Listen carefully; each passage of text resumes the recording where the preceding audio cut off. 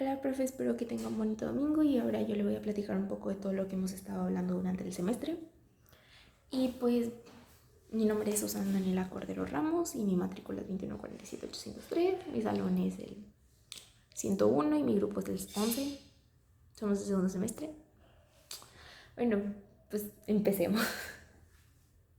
Bueno, primero le quiero empezar a hablar de lo que vimos en el semestre y quiero empezar con las cosas que usted nos empezó a explicar, que en sí que era definir diferentes cosas, como darnos un resumen de lo que era derecho constitucional y introducción a derecho. Y primero vimos lo que era el Estado, que es la organización jurídico-política que tiene tanto una población que está en un territorio específico y que ésta tiene un poder que lo gobierna o que lo rige. Y en sí lo que el gobierno hace es administrar al Estado. Y ahí usted nos empezó a explicar de que cómo que era la diferencia entre Estado, nación y país. Y nos explicaba que una nación es el conjunto de personas que comparten o que están unidas por diferentes características como la cultura y diferentes cosas. Y él también nos explicaba lo que representaba un país. Y el país, literalmente, usted nos explicaba que eran los límites geográficos, o sea, las fronteras que existen entre uno y otro. Y esas cosas de que también nos explicó un poco de que la nacionalidad, según yo fue usted, si no, sorry, la nacionalidad es lo que une a un individuo con el Estado, o sea, es esa relación que tienen.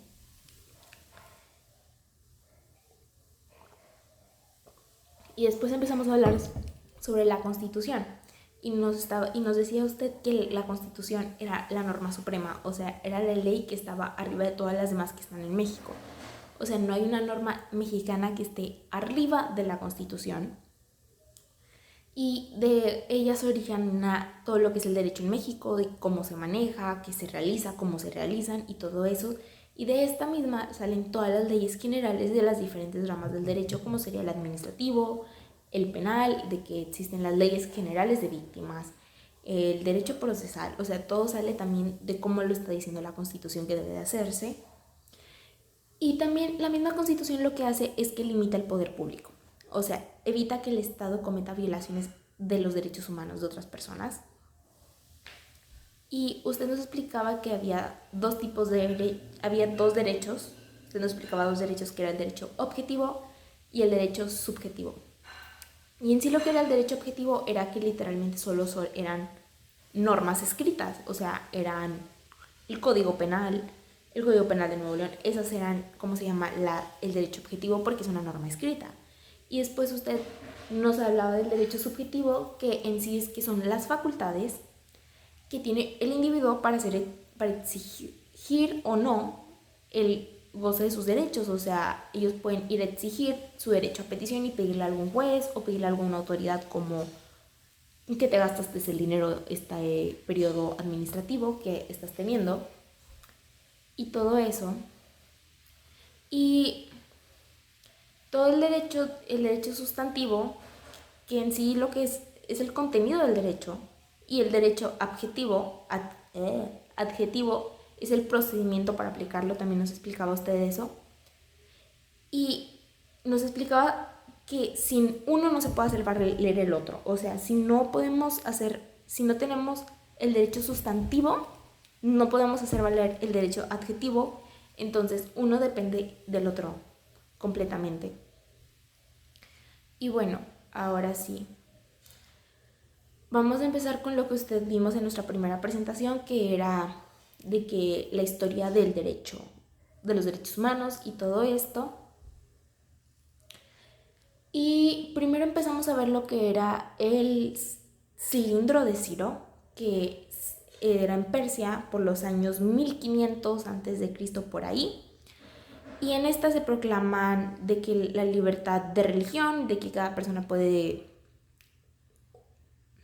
¿cómo explicarlo? Cada persona puede creer en lo que ellos quieran creer, que no de la prohíba ya la discriminación racial, o sea, todos tengan iguales. Y también, o sea, este cilindro de Ciro era considerado el primer antecedente de los derechos humanos. O sea, antes de este no existía nada, según pues lo que se creía. Y después de ahí, por 1215-16, entra lo que es la Carta Magna en Inglaterra, que en sí su principal función fue limitar el poder del rey, porque estaba cometiendo violaciones, estaba imponiendo impuestos y otras cosas. Y después en 1628, si no me recuerdo mal, empieza sale lo que es la Petición de Derechos Humanos, que es otro documento de derechos. No, era la petición del derecho. Petition of Rights, me acuerdo que así se llamaba. Y en sí lo que esta hacía era prohibir que se le impusiera pueblo...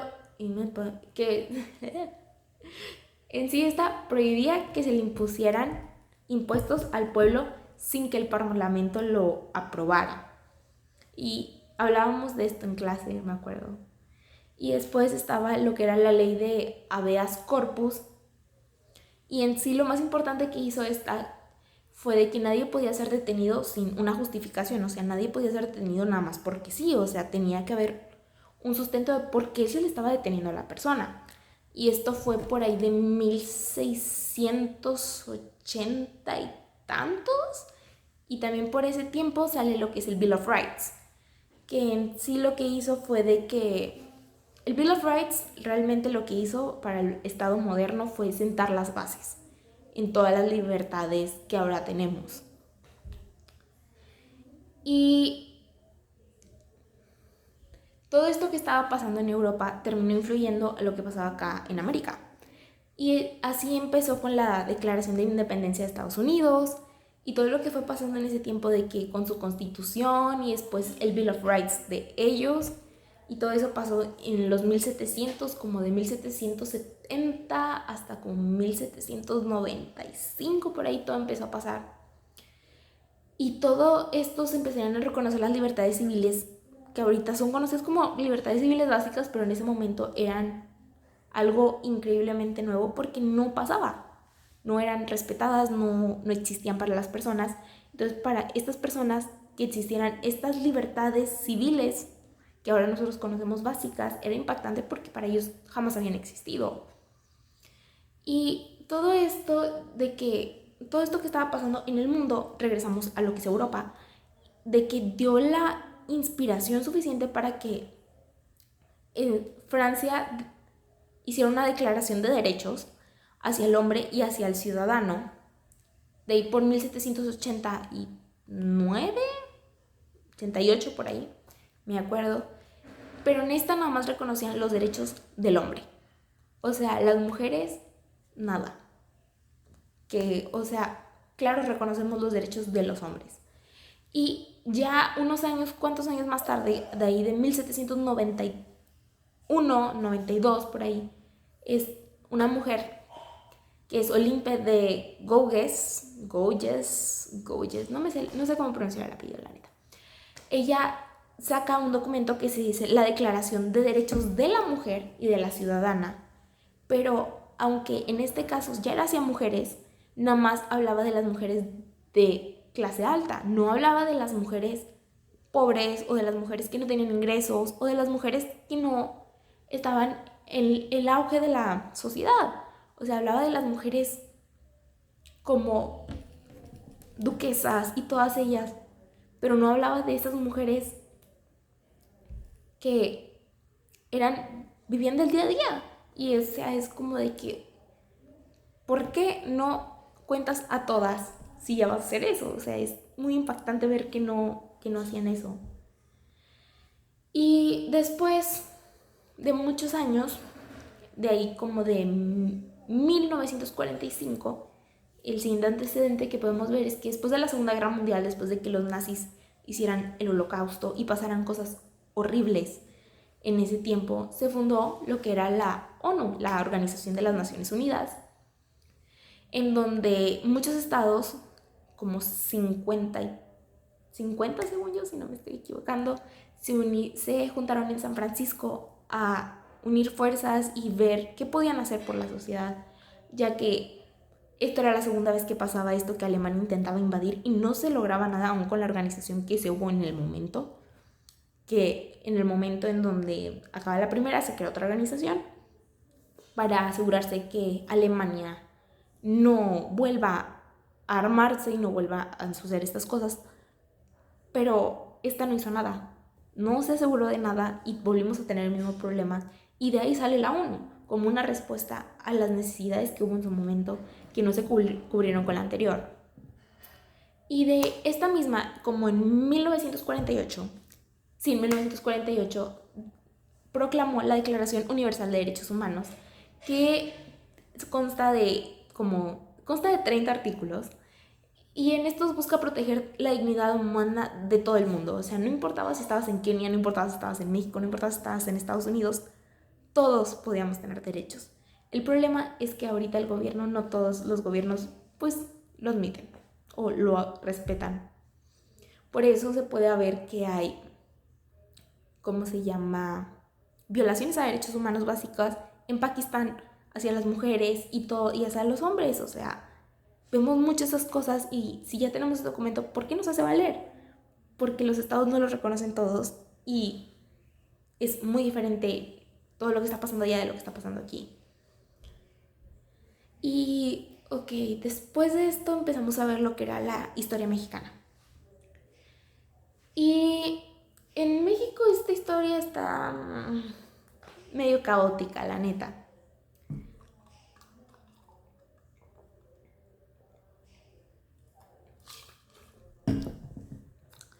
Como primer antecedente en México en donde se puede ver un avance en derechos humanos es en 1810, donde durante la lucha de la independencia y cuando por fin se gana la lucha de independencia, se abole la esclavitud.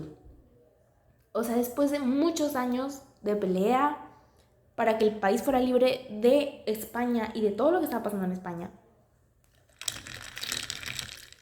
por fin se reconoce que no debe haber esclavitud en México.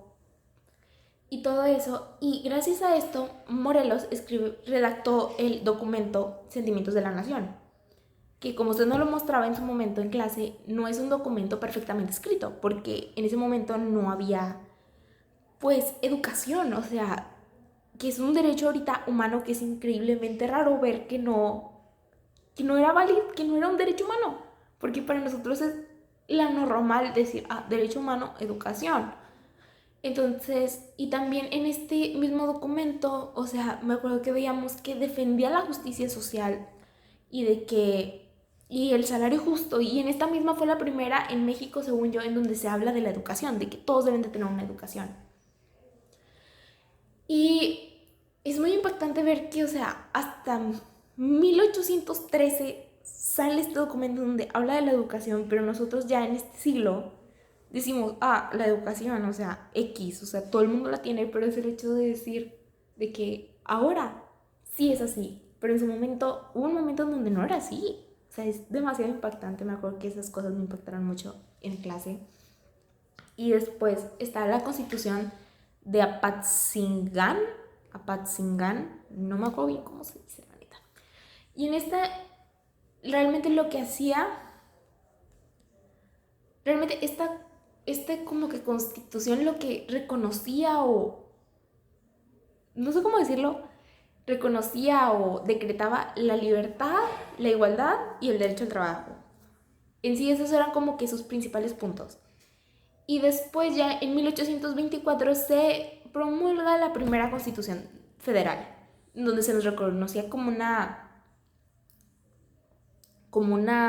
estado federativo. Y aunque en esta realmente no se incluían derechos humanos, o sea, no se incluía ningún derecho humano, una protección hacia los derechos de las personas, y según yo en esta era más que nada las formas de gobierno.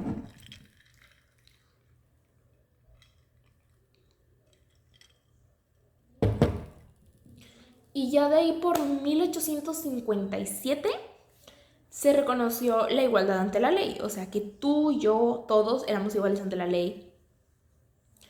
Que también se reconoció lo que era la libertad de expresión, o sea que los periodistas ya podían hablar libremente, que, o sea, y todo eso, aunque realmente en México eso no es muy aplicado, la neta. Y también se hablaba mucho del derecho al trabajo, que en ese momento se hablaba demasiado del derecho al trabajo. Y esto llegó a causar muchos conflictos en ese momento por todo lo de los conservadores y la iglesia y todo eso, porque seguía unido el gobierno y la iglesia.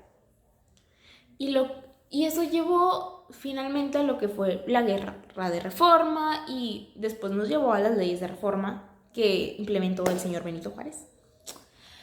Y en las leyes de reforma de Benito Juárez, por fin se separó lo que era el Estado y la Iglesia. O sea, ahorita, o sea, como lo dije anteriormente, es muy impactante ver cosas que para nosotros son normales y diarias, ver que en ese momento eran nuevas. Era como que, ¿qué onda? O sea, esto siempre fue, esto está muy raro, porque no nos esperamos que en un momento no hayan existido las cosas que ahorita existen. O sea, es como, o sea, para nosotros la luz siempre existió, la luz de foco. Y para otras personas no, era luz de vela. Entonces es impactante ver esos grandes cambios durante el tiempo que gente tuvo que luchar mucho para llegar a lo que ahorita somos como país, estado, nación y mundo, la neta, porque todos tuvieron que luchar para lograr las cosas que ahorita tienen. Y por fin, o sea, ya llega nuestra constitución actual, que realmente no es la misma porque ha habido reformas y todo eso, que es la constitución de 1917, que surge después de la Revolución Mexicana y todo eso. Y fue en sí la primera en el mundo que reconocía los derechos sociales, o sea, el derecho a la educación, que está en nuestro artículo número 3, el artículo de trabajo digno, que es el 5 y el 123, y el de la propiedad, que es el artículo 27 de la Constitución. O sea, pasaron mucho tiempo entre que empezaron estos cambios en México a que por fin se reconocieran derechos que nosotros conocemos como básicos. O sea, en la primera Constitución sí hablaban de estas cosas, pero por fin ya se les reconoce como derechos sociales. O sea, es impactante ver cómo fue cambiando la terminología, cómo fuimos avanzando como mismo país y todo eso. Y ya, o sea, ya después era como de que hasta entonces no se reconocían bien en la Constitución lo que eran los derechos humanos, hasta que ya llegó la reforma del 2011, en donde ya se busca proteger los derechos humanos, se incorporan muchos principios muy importantes que ahora tenemos, como el principio de pro persona, el control de convencionalidad y constitucional, y las obligaciones tanto generales como particulares, que o sea, las obligaciones generales: proteger, respetar, garantizar, promover, y todas las particulares que también vemos, que es investigar, sancionar, reparar y proteger, creo que también era, perdón, tengo sueño. Y, o sea, todo esto era para poder garantizar y cuidar nuestros derechos humanos. Y, o sea, nosotros aún éramos muy chicos y no notábamos estos grandes cambios que habían, que ahora nos protegen. O sea, es impactante porque, o sea, mi generación tenía 4 años cuando esta gran reforma a México pasó. Y pasó gracias que México llegó a la Corte Interamericana después de casos muy fuertes, muy fuertes, en donde México tuvo que hacer cambios en su marco normativo porque estaban violando muchos derechos que eran humanos para las personas, pero ellos no lo notaban. Y es muy impactante ver, es que tuvieron que pasar tantas cosas para que México por fin avanzara y se volviera un mejor lugar para vivir para nuestra generación. O sea, muchas cosas que les tocó ver a mucha gente, a nosotros no nos ha tocado vivirlas, porque mucha gente exigió, mucha gente luchó. Y es impactante ver cómo todo fue evolucionando con el tiempo, pero se necesitó esfuerzo, trabajo y muchas otras cosas.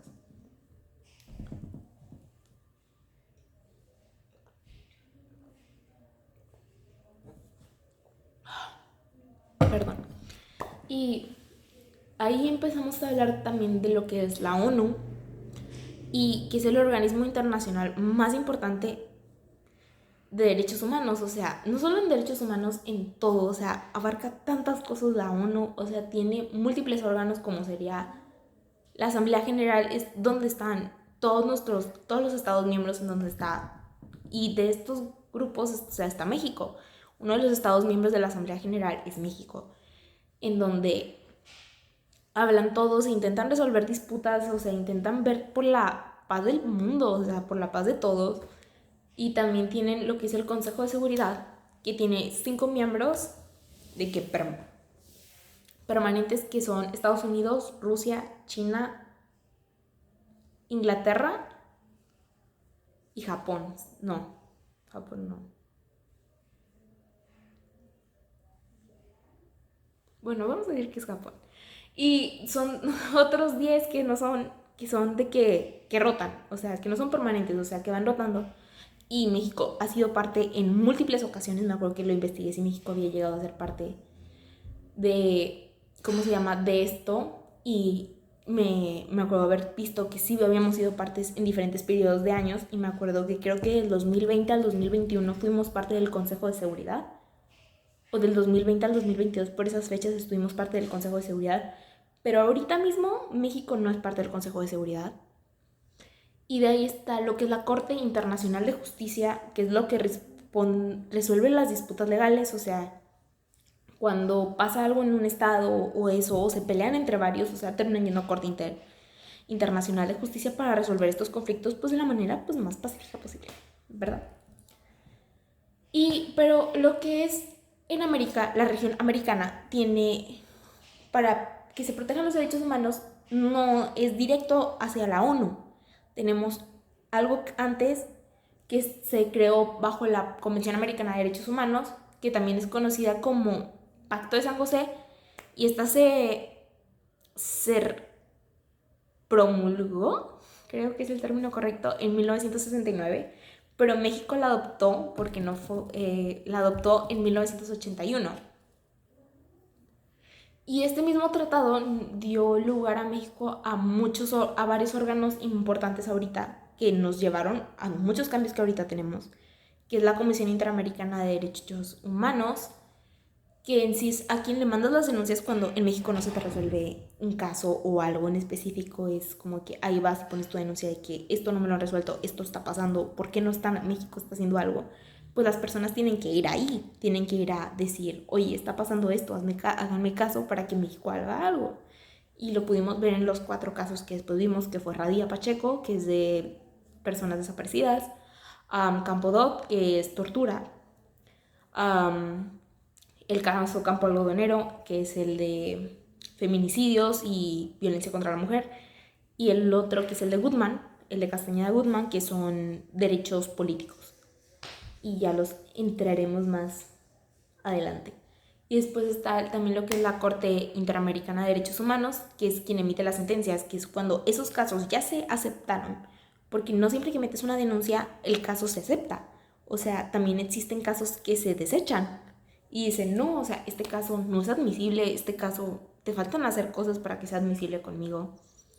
Entonces es de que, pues fue de que, pues de los casos que se aceptan, se les manda, se hace una investigación, se hacen muchas cosas que más al rato les voy a explicar, y se llega a lo que es la Corte Interamericana de Derechos Humanos, que es la quien emite las sentencias, quien vuelve a checar que los estados están cumpliendo, que como México no cumplía, se realizaron muchos cambios gracias a que ellos revisaron que se estuvieran cumpliendo los cambios, y como se dieron cuenta que no se estaban cumpliendo, pues es quien dijo, oye México, tienes que hacer cambios, tienes que arreglar cosas.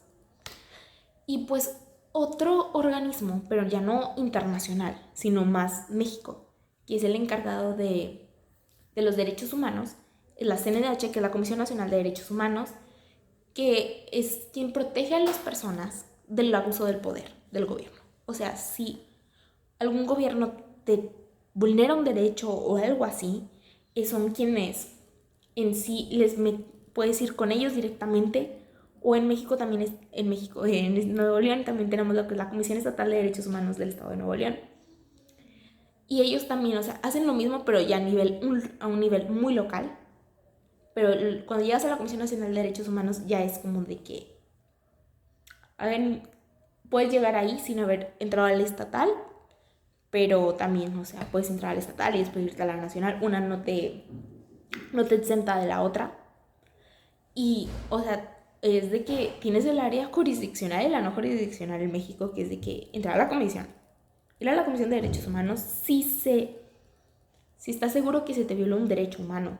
No, así no puedes entrar nada más de la nada, o sea, de que, oye, creo que me violaron un derecho. Pues no, o sea, tienes que decir quién, tienes que dar información, no simplemente llegar así de la nada y decir, hoy tengo ganas de denunciar a una autoridad. Pues no, tiene que estar confirmado. Y esta misma, la CNDH, está formada por diferentes personas, que es la presidencia, el consejo consultivo y las 6 visitadurías. Y eso es lo que es la CNDH, después entraré más en detalles con ella. Y en sí ahora vamos a hablar, después de esto usted nos empezó a platicar cómo se emite un tratado internacional. Y ahora estamos hablando de los tratados internacionales. Y en sí un tratado internacional es un acuerdo que está por escrito, o sea, está escrito por los estados. Y para que sea en sí lo que es válido o verídico ante todos los estados, debe pasar por diferentes etapas. Y primero se negocian los términos, se negocia, sí, yo acepto esto, sí, tú aceptas lo otro. Y después es que todos los estados hagan la adopción del texto. Y después se autentica el texto ya con todos los cambios que cada estado quiso hacerle al bendito texto. Y ya se hace lo que es la ratificación o adhesión. Que, o sea, es como la ratificación es cuando tú fuiste parte de la planeación del tratado y todo eso, cuando fuiste parte de la escritura del tratado, de cómo se maneja el tratado y todo eso, y fuiste de los que firmaron cuando se hizo el tratado. Tu estado nada más cuando vuelvas tiene que ratificar de que sí estamos de acuerdo con lo que él hizo y se manda ¿cómo se llama? Un documento de ratificación. Pero cuando no fuiste parte y te quieres añadir porque crees en lo que hablan, porque te parece interesante, porque te parece bueno lo que hacen, realmente se le conoce como una adhesión. Ya no eres un ratificador, eres alguien que se adiciona a este tratado. Y lo que es la Convención de Viena regula todo este proceso, porque la Convención de Viena es la Convención de Viena de tratado, de la ejecución de tratados.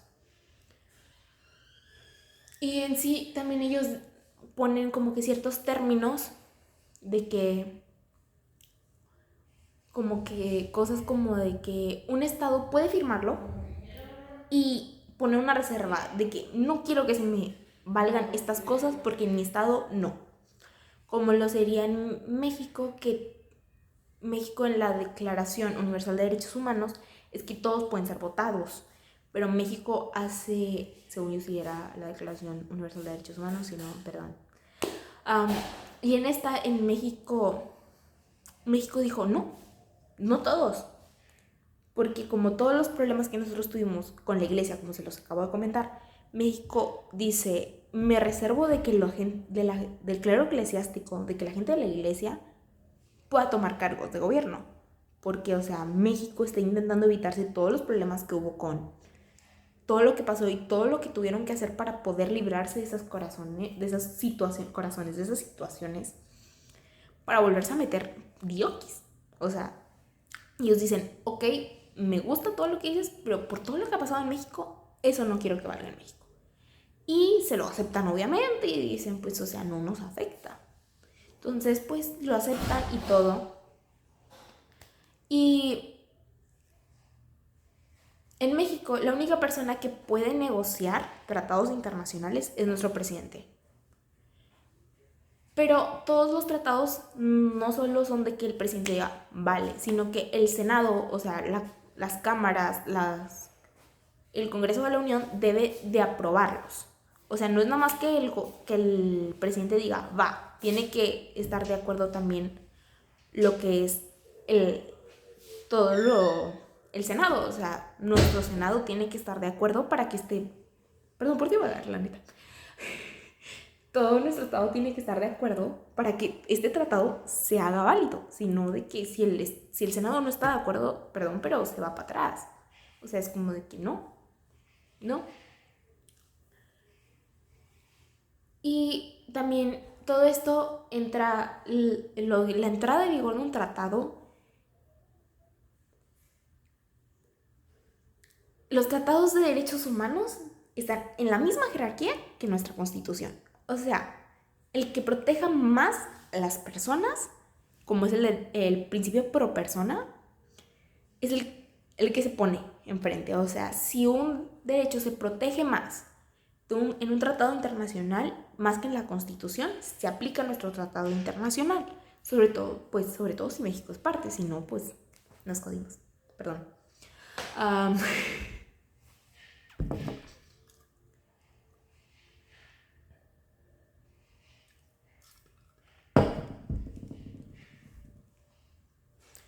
y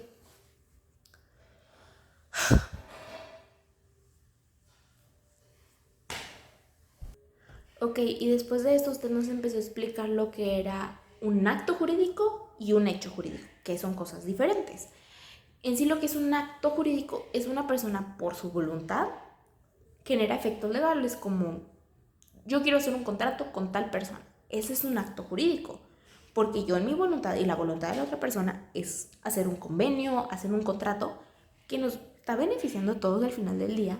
Y un hecho jurídico, la diferencia es que puede ser tanto voluntario de las personas como no. O sea, pero puede y produce consecuencias legales y puede llevar a cosas tanto como el asesinato. O sea, ese es un hecho jurídico.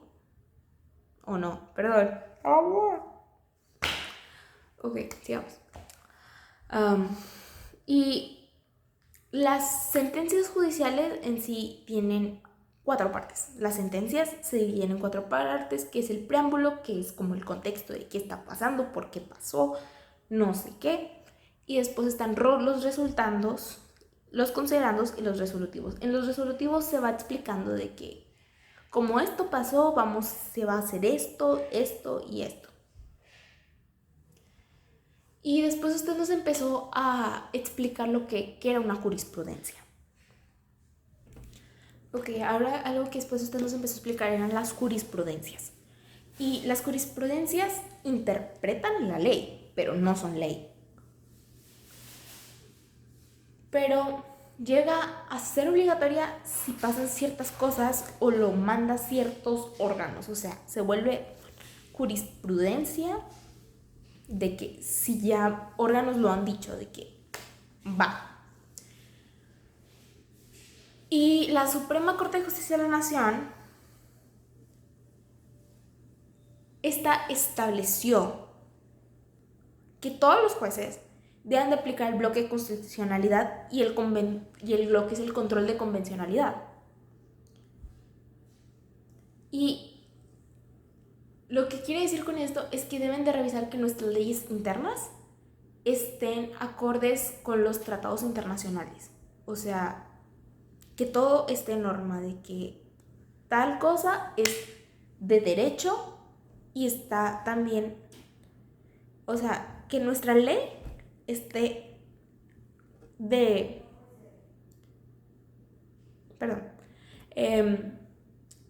de estar, ¿cómo le explico? O sea, lo que quiere decir es que nuestras leyes internas deben de, se me acaba de ir la palabra. Ok, lo que quiere decir es que nuestras leyes internas y las leyes internacionales deben de decir lo mismo. La ley interna no puede contradecir a la ley exterior. Eso es muy importante en el derecho. Y pues ahora sí, pues le voy a comentar los casos que fuimos viendo durante este apartado del semestre. Y el primero que vimos fue el de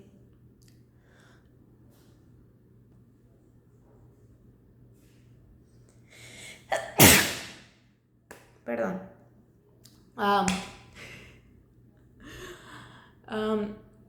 En sí, Martín del Campo Dot manda una denuncia manda una denuncia ante la Comisión Americana, la Comisión Interamericana de Derechos Humanos, diciendo que él está encarcelado por el asesinato de su cuñado y de su hermana, porque el Estado, ¿cómo se llama?, le sacó la confesión a base de tortura. O sea, aquí dijeron casi de que necesitamos una confesión, necesitamos un culpable, él torturarlo hasta que diga que lo hizo.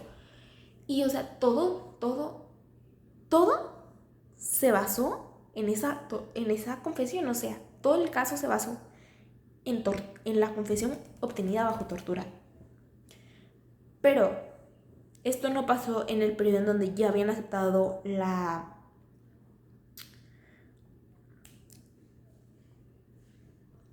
en ese momento México no había aceptado lo que era la competencia contenciosa de la Corte.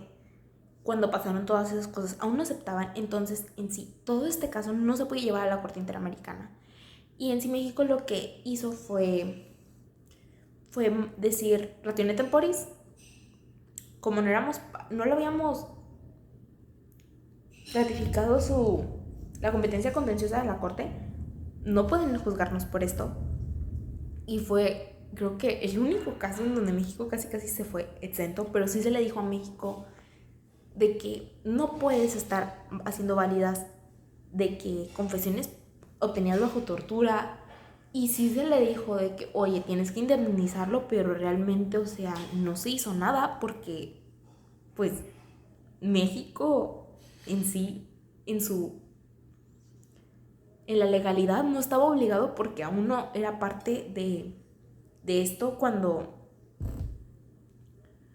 esto pasó. O sea, era como de que yo no era parte de la competencia contenciosa de la Corte. O sea, este caso es afuera. O sea, yo no era parte y no me puedes juzgar por algo de lo que aún no era parte.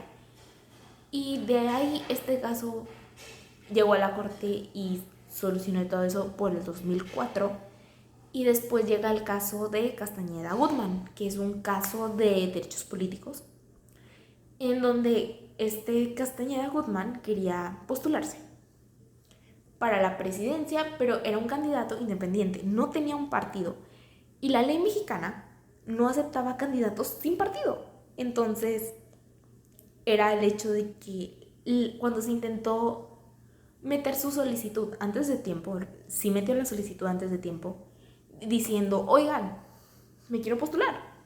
Ellos le dijeron, perdón, pero no puedes, porque eres un candidato independiente y para que te puedas postular debes de venir con un partido político, de que debes de venir con el PAN, con el PRI, con todos esos partidos políticos, pero solo no puedes llegar ahí. Y él, o sea, él fue como de que me estás invalidando mis derechos políticos. Y él realizó impuso de que amparos y todo eso. Y México le dijo a la Corte, es que él debió haber ido directamente con el que se encarga de los asuntos electorales. Debió haber ido a la Corte Electoral. O sea, debió haber ido al circuito electoral a decir, oigan, esto no se vale, no sé qué. Pero realmente ellos no podían proteger sus derechos, que estaban siendo vulnerados. Entonces la Corte dijo, no se puede. Perdóname, pero realmente le estás violando sus derechos. Entonces, no se puede. Y por ende, México tuvo que cambiar su ley. Y ahora sí aceptamos candidaturas independientes, como podemos ver que en el año 2018, para las elecciones de 2018, se postuló el Bronco, que era el gobernador de Nuevo León, se postuló para ser presidente. Y podemos ver el hecho de decir, dude, o sea, se quiso volver presidente y se pudo postular, por lo que tuvo que sufrir Castañeda Guzmán una violación de sus derechos políticos, y por ende ya se puede postular. Y tuvimos momentos increíbles en los debates, como le cortaré las manos a los ladrones. O sea, momentos sagrados del derecho mexicano. Bueno, de las elecciones mexicanas. Y ya de ahí pasamos a un caso impactantísimo y fuertísimo para todos, que fue el caso del campo de algodonero, que fue que en Ciudad Juárez desaparecieron 3 chicas. Bueno, desaparecieron muchísimas chicas en esos años. En los años 90 empezaron a desaparecer muchísimas mujeres, asesinadas, violadas, mutiladas. Aparecían en todos lados, las secuestraban, las violaban, las mutilaban y después aparecían. Y estas mamás súper hiper fuertes fueron a denunciar. Y fueron porque encontraron a sus 3 hijas, una menor de edad entre ellas, diciendo, dude, las mataron, las violaron, las mutilaron. O sea, no respetaron nada de ellas. Y es el hecho de decir de que México no pudiste proteger a tu gente. Y es impactantísimo haber leído cómo las encontraron, o sea, sin partes de su cuerpo, sin cabello, mutilaciones en partes de su cuerpo. Es algo impactante y que realmente jamás debió haber pasado. Jamás debieron haber sufrido lo que llegaron a sufrir, pero lo tuvieron que sufrir para que existieran muchas cosas. Y se visibilizó que México era un lugar de una violencia feminicida. Y México tuvo que responder. Y se le indemnizó a las familias. Pero realmente, no importa cuánto dinero le dieras a las familias, nunca ibas a reparar que perdieron hijas, sobrinas, amigos. Se perdieron demasiadas vidas. Y gracias a todo esto, México, que se tuvo que hacer responsable y tuvo que pagarle a las familias, tuvo que hacer memoriales y por fin México tuvo que buscar y tuvo que ir y decir, se dieron cuenta que México tenía un mugrero, porque o sea, este caso habla de 3 chicas, pero es el hecho de decir que en ese mismo campo habían más personas, pero no las podían encontrar, no era posible identificarlas en su momento. Y México no hacía nada. Pero la Corte Interamericana llega y empieza a arreglar las cosas, empieza a decir, esto está mal, esto está mal, esto está mal. Y México tuvo que empezar a hacer cambios y tuvo que hacer plataformas para mujeres desaparecidas, para mujeres en violencia, y tuvo que empezar a protegernos. Y es impactante decir, aunque esto pasó, sigue pasando, sigue habiendo mujeres muertas, sigue habiendo violencia, sigue habiendo violaciones. Y las mujeres están haciendo de todo para estar a salvo y nada es suficiente. Y es impactantísimo cómo por simplemente ser mujer somos un grupo en situación de vulnerabilidad solo por haber nacido mujer. Es impactante y es el hecho de decir que aunque estamos en situación, porque se espera que en unos años o en un tiempo esto deje de ser así, no pasa. Seguimos estando en riesgo cada día. Estamos en riesgo, salgas de día, salgas de noche, a violencia. A violencia en cualquier manera. Y no solo hablamos de feminicidio, sino de que literalmente estamos en peligro de violencia, de que en el trabajo, que se nos pague menos. O sea, en la calle, de que nos chiflen, que nos digan cosas. O sea, ¿qué está pasando? Porque simplemente por ser mujer estamos en riesgo. Y es el hecho de decir que aunque se le pagó a las familias, se hicieron memoriales, se le obligó a México a investigar, a sancionar y todo eso, no se sancionó a nadie. Porque no se pudo ver un responsable. Y las vidas de estas niñas, porque eran niñas, todas eran unas niñas, o sea, perdón, pero creo que la mayor era 2 años más grande que yo. Y es el hecho de decir, ¿qué onda? O sea, todo esto está pasando en México. Y no lo paraban. O sea, familias se tuvieron que ir de esa ciudad para estar a salvo. Y gente perdió familiares de maneras impactantes. Y se generaron y se hicieron